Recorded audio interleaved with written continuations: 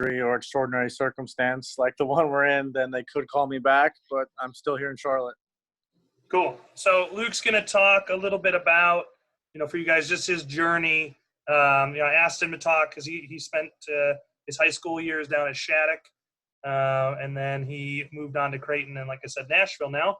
And he's just going to kind of talk a little bit about how that journey went for him, some of the highlights, some of the things that he might want to share with you guys. And then please use the chat if you want to.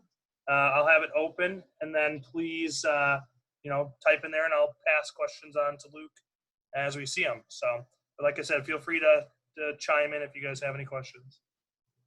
I'll let Thanks you take for it over. the introduction, Phil. And like you just said, if anyone has any questions, just put them in the chat, and Phil, just let me know, and I can answer anything that you guys want to know. But like Phil said, I grew up in Minnesota. I'm from Maple Grove. I've been playing soccer since I was a young kid, like most of you guys. Played a couple of games with St. Croix actually when I was young, but for the most part, I played my youth time at a old club called Wings before it became Minnesota Thunder, and then I spent a couple years at Minnesota Thunder and then at St. Paul club, and then I moved down to Shattuck when I was 13 years old. I was a day student, so I actually, for the first couple of years, actually commuted all the way down every single day and back down to Faribault, which was honestly a hike. It was pretty crazy that I was able to do that actually. And then finally I moved down there my senior year and just stayed there. So I actually spent 5 years at Shattuck. And a lot of people will ask, what made you want to do that? And it was mostly just for the love of playing. So, I mean, every single person that gets on a soccer field and watches a game or touches a ball or whatever it is, I mean, everyone knows how much fun it is. Like the beautiful game, it's free flowing. It's every person thinking for themselves and trying to make something happen on the field. So I just wanted to play as much as I could. So I took a couple of visits down to Shattuck when I was 13. Participated in some practices, and I was like, man, this is awesome. I get to go to school. I'll get a good education. And my parents were actually against it. They didn't think it would be something that would work out for me, but I was all for it. And I got to make that decision for myself that this was something that I wanted to do. So moved down there. I started going there when I was 13, and I was on the 16s at that time, so I was playing up with a lot of older kids. And that was a tough challenge as a 13-year-old kid playing with guys that are sometimes juniors in high school. That presented a really hard first year, but I ended up working through it, getting a lot better and maturing as a young kid. And nothing changed really through it because I still just loved getting on the field. I love playing soccer, and that's my passion. And it's kind of what drives me to do what I do every single day. And it's gotten me to the position that I am today. So I know Phil kind of touched on college recruiting. And if you guys have any questions with it, my experience was unique to me, but I have a younger sister. She plays at the University of Michigan. She's a sophomore right now, and both of us have been through the college recruiting experience. And if you guys have any questions, just pop them in. But for me, I was in a pretty blessed opportunity at Shattuck just because we were in front of a lot of coaches' eyes. We did all the showcases, that I'm sure St. Croix does a lot of different showcases for college coaches and stuff. But we played in the DA showcases and whatnot. And a lot of the times, my first couple of years, I would send out emails to college coaches, and I wouldn't get much of a response. That was kind of hard as a young kid. I was in high school, a freshman in high school, sophomore in high school, and they can't really respond to you, but still there was just, not a lot of feedback going on. So just up to me to keep plugging away, keep working on my game, and enjoying it all the same. And then right around the end of my sophomore year, I started getting invited to ID camps.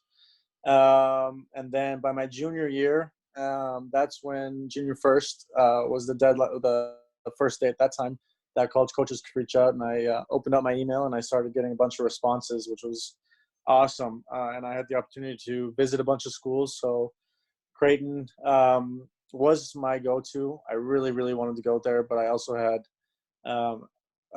opportunities to go to other schools. So I went to an ID camp at Duke. And if any of you guys have opportunities to go to ID camps, I would recommend doing them. I think they're a great opportunity to get in front of coaches and also just, have a good time playing soccer in the summer. So I did that at Duke, and Duke actually gave me an offer my junior year. And then I visited Georgetown, the national champions, just last year for the boys soccer. And I know Brian Weesey pretty well, actually. He's a great guy. He's the head coach at Georgetown. And then I visited some other schools. But when I went down to Creighton, I took a visit, and I had a friend that played on the team, and I watched the game. And as a high school kid that just loved soccer, there was like 3,500 people in the stands at Creighton watching a college soccer game. And I was like, well, what in the world? This is amazing. This looks like a professional soccer game right now. A bunch of people watching. They're shouting for the boys on the field. So I, told the coach, listen, I'll do whatever it takes to, go here. I would love it. So the head coach at the time was Elmar Bolowich. And we had a conversation, multiple conversations over the phone and in his office. And I actually had to make some sacrifices just for myself to be able to go there. I didn't get my ACT score high enough at the time. So I had to go back and take another time, and it still wasn't high enough. And then I got it a third time, and it finally got to where I needed it to be. So that was a huge sacrifice for me to just keep studying. And, thankfully I got my score high enough just in time so that I could get in. So then I decided to go to Creighton. I was really lucky, signed my NLI my senior year, finished my time up at Shattuck, and that time I was 18. And then that next fall I was down at Creighton. There's a lot that goes along with being a college athlete, and I'm sure a lot of you guys have heard it. And it's an amazing time of your life. College is unbelievable. You get to grow up and be with some of your best friends and play on the field together, and you get to do the same thing in high school, but in college it's you're away from home, and you're just learning so much about yourself and the world. It's an amazing time, and it was probably my favorite experience playing soccer so far. And so I went down to Creighton. I played all 4 years there, but I graduated early. So I went and graduated in 3.5 years. I had 2 degrees in finance and marketing. And I really didn't know what I was going to do 2 years into it until I finally thought that, business was the best route for me. And so if you guys have any questions about Creighton, but if you guys know a little bit about it, it's just a really unique opportunity for college soccer players, just because you get almost a professional environment just with the amount of people that come to the games, the fans, the facilities, the stadium is top notch. So it kind of set me up into a position where I got to get the opportunity to play professional soccer. So going into my senior year, this was just last fall, I knew that if I had a good season, then my name would kind of be tossed around into draft circles, and the MLS kind of chooses like 140 names in college soccer who they choose as eligible for the draft. And my name was on that. And the draft was in January. And I knew there was a couple of teams that kind of had some interest, but I didn't even know if I was going to get drafted. And so the first and second round, I didn't get drafted. That was on a Friday. And so the weekend passed, and then the third and the fourth round were on Monday, and I got drafted in the fourth round to a brand new team, Nashville Soccer Club. This is their first year in the MLS. They were in the second division last year in the USL, and they just moved up this year. And I signed my first professional contract with the MLS on the last day of preseason. So it was a real kind of interesting experience because, for a month and a half, I didn't know if I was going to have a job or if I was going to make this work and if it was going to happen.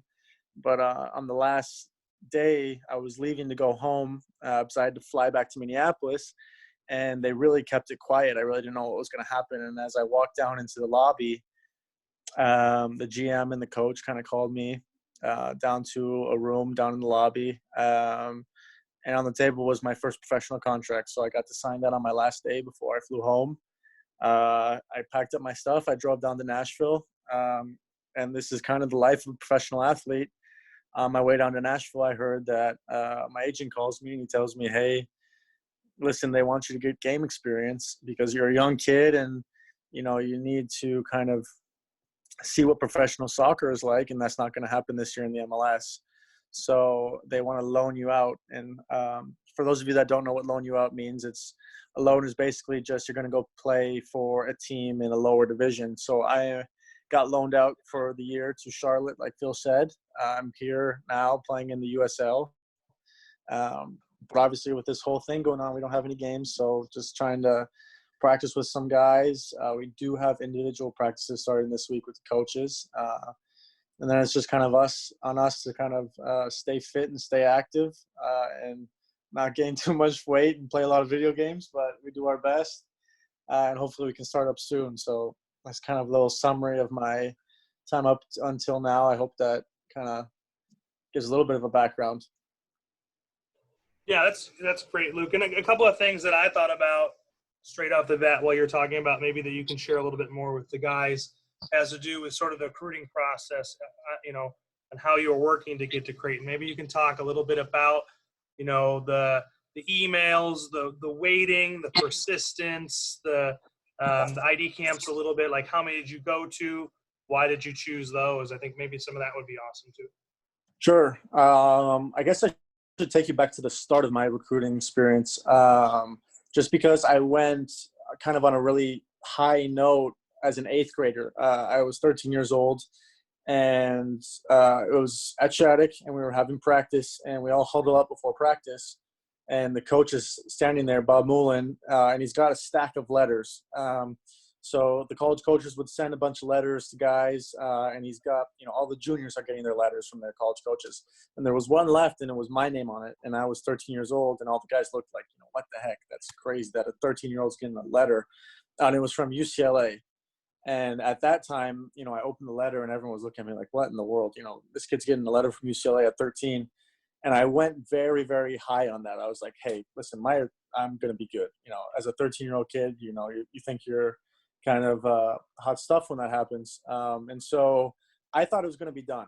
I thought, perfect. I'm not going to have an issue with it. I'm not going to do much work on it. Things are going to take care of themselves. And I could not have been more wrong, because up until probably halfway through my sophomore year into my junior year, I really didn't do too much. I didn't send out the emails like Phil's talking about. I didn't do the research on the schools. I didn't call coaches. I didn't ask or watch college soccer games at all. And I didn't even worry about ACT or grades. And that's when I sat down with an academic counselor halfway through my sophomore year, who said to me, listen, you're a great soccer player. You're a great kid. But unfortunately, if you don't put in the effort that you put, into the field, these college soccer teams may just take a pass on you because there's kids that have just as much talent as you, but they have even better grades. And so for me, that was kind of hard to hear. I mean, I was a 16-year-old kid thinking to myself, no worries. I got a letter when I was this young, it's going to work out great. I'm not going to do too much. But I kind of had to realize that there's a lot more that goes into this, and I have to kind of work for what I want and kind of make it happen. Because there's just as many other kids out there that are trying to do the same thing. And so I'd say halfway through my sophomore year, I looked at my grades and I kind of buckled down and I said, listen, I got to push with my grades. I got to, be in these classes, and I got to get a B in this class. I can't have, a lower grade. And so at that point, it kind of started to turn around. I didn't get too much interest. I actually finally got into contact with one coach who then came and watched me play when I was 16 at a showcase. And he called me, and he was actually just being polite to do this because a lot of coaches won't even do it. They won't even give you the time of day. But he literally called me up and he said, hey, listen, I'll be honest. I came and watched you play. I saw your highlight video. I don't see those qualities in you that we see in our program. And that was another chip on the shoulder that I had to say, I got to keep working. I got to work on my grades. You got to push through. You got to persevere, because as a young kid, that's hard to hear that, a college coach doesn't see anything in you that he wants in his program. And so I would say the toughest thing for me at that time was just like, hey, I have to persevere. It's just one guy's opinion. There's plenty of soccer teams out there. There's plenty of colleges out there. Just don't worry about it, but just keep worrying about the process of doing it. So I sat down with my parents after I got that call from him, and we started to say, what are the criteria that you kind of want in the college experience? And so we actually had an Excel file or a Word document. I don't remember what it was at the time. And I kind of rated, what do I want? Do I want weather? Do I want facilities? Do I want this specific major program? Do I like the coach? Do I like the guys on the team, their style of play, and all these different things? And that kind of got me into the mindset that, listen, I need to do my own research, because this isn't just going to happen for me. It's not going to happen to me. I'm going to have to do it for myself. And so after I did that, I started to rate my criteria of, these are all the things that I want. And it's not just on the field, because that's such a huge mistake that so many kids make. And I've seen so many kids transfer from Creighton because they don't actually want what's in Omaha. They don't want what's at the program. And so you need to figure out, and I did at the time too, what do I want outside of the field? Because soccer is why I'm there, and it's how I'm going to stay there. But what am I also going to want in an institution, in a city? And so I rated all my criteria, and then I decided, okay, I'm going to email all these schools, and we'll see who responds. Some responded, some didn't. Went to showcases, and then finally Creighton actually came and watched me play, and they said, hey, listen, we really like your play. Can you come on a visit? So I went on my visit, and then I went on my official visit, and then I finally got my offer from there and accepted. So hopefully that's a little bit more info for you guys. Yeah, look, I think that's a great point when you talk about kind of laying it out. I think a lot of, our kids are probably not going to be in the same boat as you, as looking at a Duke or a Creighton potentially. I mean, maybe there are some, but a lot of kids strive to, like, I want to go to the best. So a Division I offer is there. It's any program, and I'm going to take it because it's Division I. And in reality, I'm not happy anymore about being there. We see that happen, decently regularly. So, I think that it's good to hear from you about that, laying out sort of some criteria, because when it ultimately comes to that next step and choosing it, you really need to pick it because you want to be there, and not because it's where you think you have to be for some reason. So I think that's really awesome. Coach Bill did ask one question. And I think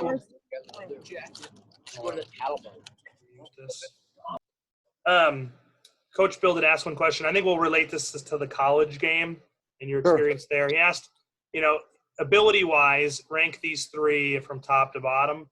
So technical, physical, and tactical. Where do you see the most successful college players? Are they super physically gifted, super technically gifted, super tactically gifted, or maybe more so than the other? Where would you kind of rank those? At least based on Creighton, who are your most successful guys?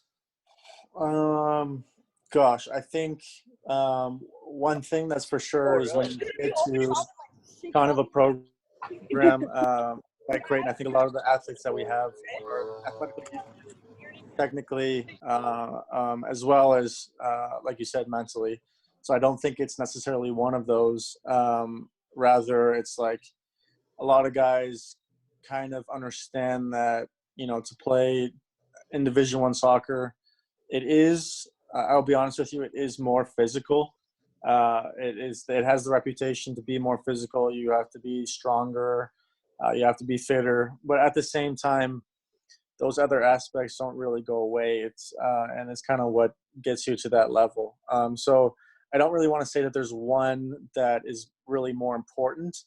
But if he's kind of leaning, into the question of, is college soccer like more physical with that emphasis, I would say 100% it is. I don't think there's anyone that would disagree with that. But I think the teams that find more success are the ones that can kind of put it together tactically, technically. Those are the guys. Those are the teams that are going to be in the NCAA tournament at the end of the year. Sure. Maybe the one last thing I'd love for you to touch on a little bit is, hey, Camden, if you don't mute yourself, I'm going to kick you out of here. Thank you. Yeah, it's frustrating because you bring somebody in and then they can't remember to hit the mute button. That's right. The last question I have for you relates around preparation. And so a lot of our guys are like, all right, I show up at training, therefore that's going to be enough to really get me to the next level. 3 days a week, with my coach and games here and there is really going to push me. When in reality, and I know you well enough to know that that's definitely wasn't the case for you. I know you put in extra time. So maybe you can touch base on just a little bit about, putting in the work outside of just practice. Yeah. I think at the core of that question is, just what I was talking about earlier. I mean, you have to enjoy basically, like what you're doing. And for me, that was soccer. For all of us, everyone listening, you just have fun on the field, right? And so for me, that kind of spilled over into just wanting to do more. I knew that I needed to keep practicing to get better to, go to play college soccer. And at the time, I thought that was a Division II or Division III level, and I was okay with that.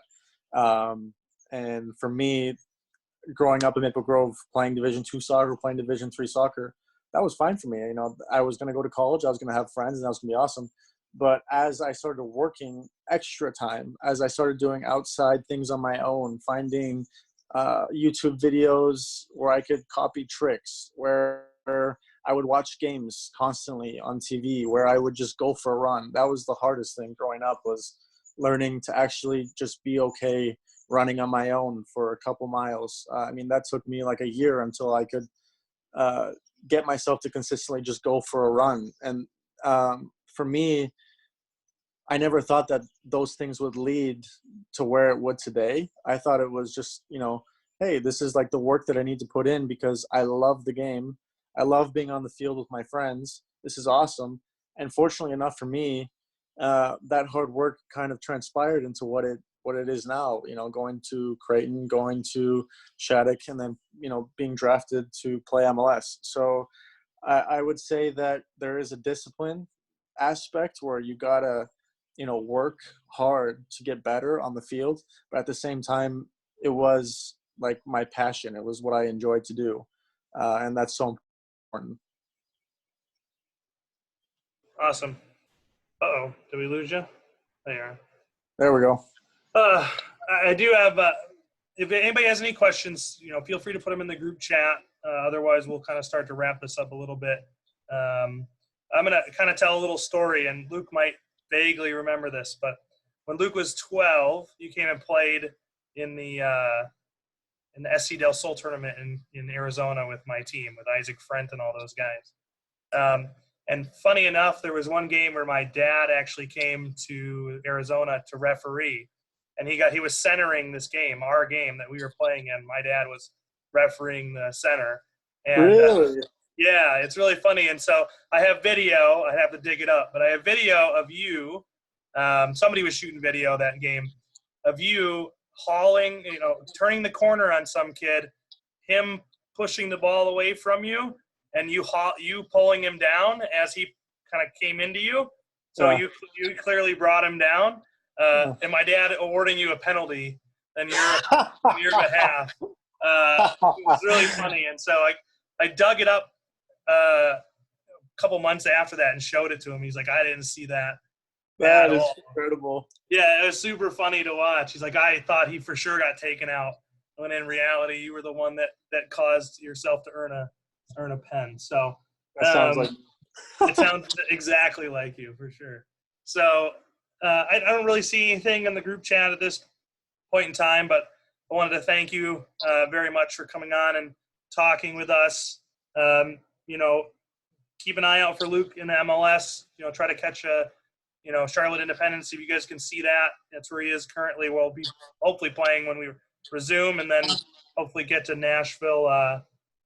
Hopefully get to Nashville soon enough, and we can see you on the big stage when you come to play here at the what is it, Allianz Field. So that would be nice. And just for anyone still listening, I'm a pretty open guy, and I know for me growing up, I always kind of looked up to the kids that had been through it. So if any of you guys are looking for any advice, any help, or you really don't know what to do, I've kind of been through it, and I have a lot of friends that have been through it. So just hit me up on Instagram, Luke_Haakenson. Just DM me. If you have any questions, need any help with anything, I'd love to help, because I just, I mean, a lot of guys gave back to me, so I think it's kind of my turn to do that. So I'm just going to put it here in the chat. Cool. Oh, one person had asked, how old were you when you realized it was important to train on your own? I would say I didn't really know how important it was until probably 15, 16 years old, because at the time there was some seniors in high school that were 18, and these guys would practice, and everyone would leave the field, and I would walk back to my dormitory, and as I turned to look at the field, those guys were still practicing. And I asked them, what are you guys doing? You just had 2-hour practice. And they told me that he needed to work on his left foot, and this other guy needed to work on his shooting. And so I kind of thought, well, if these guys are doing it, why aren't I? Because these are the guys that are scoring a lot of goals and talking to the big schools. So why don't I do that too? So I'd say 15 or 16. Awesome. Nate, did you have anything you wanted to add? I saw you turn your screen on there. No, I didn't. I appreciate what Luke taking all the time here for us. I know you spoke more about it too, but I guess my thought, I know a lot of our kids are, looking at the process, and so what do you think was the number one thing that got to that level that you wanted, right? So what are you things that you did? And it could be numerous things too, but what are the things that you think that kind of got to that level for you? Yeah, I think there's a lot that goes into that, but off the top of my head, I think, especially for younger kids that are listening to this, they're becoming a professional soccer player, becoming a collegiate athlete. There's a lot of times where things are going to be uncomfortable. It's like waking up and going for a run. That's uncomfortable, at 7 a.m. in the morning. Studying in the car for an hour and a half just to get home because you got to get your homework done and then go to bed. That's uncomfortable.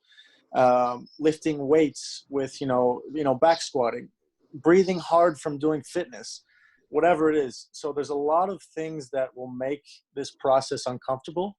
But what you need to figure out, and what I had to figure out, and I still do it every single day, it's pushing myself, is you have to be able to tell your mind, to tell your body that you are comfortable being uncomfortable. And that will push you every single day to make the process easier. So whenever those times are hard, whenever you don't want to go for a run, whenever you don't want to go to practice today, you just need to tell yourself that, this is uncomfortable, but it's okay. I'm comfortable in this experience. Cool. Appreciate that, Luke. I wholeheartedly agree. Yeah, 100%. All right. Well, at this point, I don't have any other questions. I don't think. I haven't seen any come up in the group chat. Like I said, we really appreciate you doing this, and good luck with everything you have going forward, man. It's good to see you. Yeah, good to see you too, Phil. And like I said, guys, if you guys need anything, just reach out to me. I'm very open, so no problem at all. Cool. All right, Luke, thank you. All right, thanks, guys. Be safe. Thanks, Luke. Appreciate it. Thank you.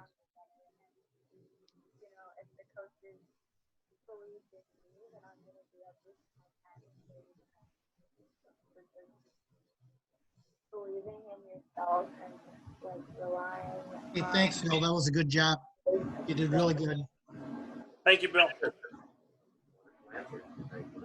got there. You're there for a reason. So we'll allow the whole way to do that. It's very selfless too. You're working hard for your team. So would I just hit stop here on this recording? Yeah. Okay. I actually